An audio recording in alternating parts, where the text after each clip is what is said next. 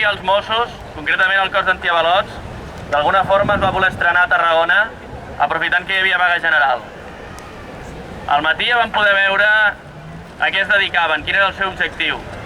No els vam veure enlloc fins que no vam arribar al Corte Inglés. A les portes del Corte Inglés estaven els antiavalots i no a cap altre lloc. Això ens hauria de fer pensar una mica quina és la funció d'aquest cos policial.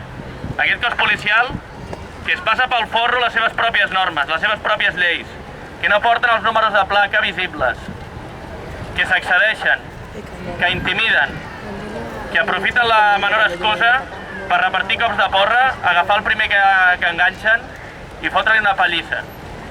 Que la seva missió és intentar-nos fer por.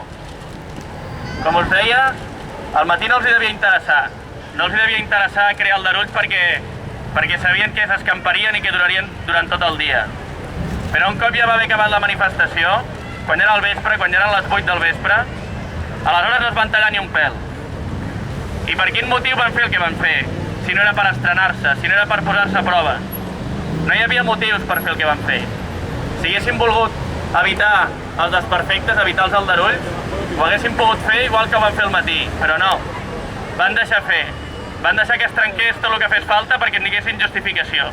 I després van repartir 4 cops de porra, van fer córrer tota la gent cap a dalt i al mateix temps van muntar un cordó a la Rambla Vella per atrapar a tothom qui podien i començar a fer corredisses per tota Tarragona i per tot el casc antic. Però no ens fan por, no han aconseguit fer-nos por amb aquest comportament. Han fet això per fer-nos por, però no ho aconseguiran.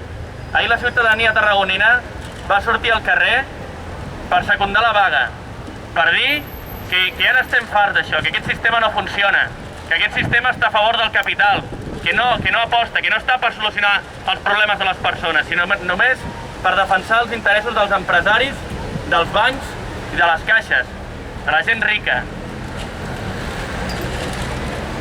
I no ens fan por. Han fet això per fer-nos por, però a nosaltres no ens fan por, ens fan vergonya. El seu comportament és vergonyós. No ens fan por, ens fan pena.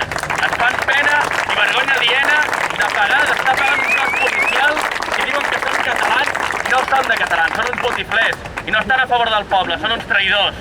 No són funcionaris, són mercenaris. I si es pensen que ens han fet por, si es pensen que amb el seu comportament ens han fet por, els esperem a la propera manifestació, a la propera concentració que vulguin venir. I llavors els demostrarem si ens han causat por o ens han causat ràbia. Els esperem. Salut, gent.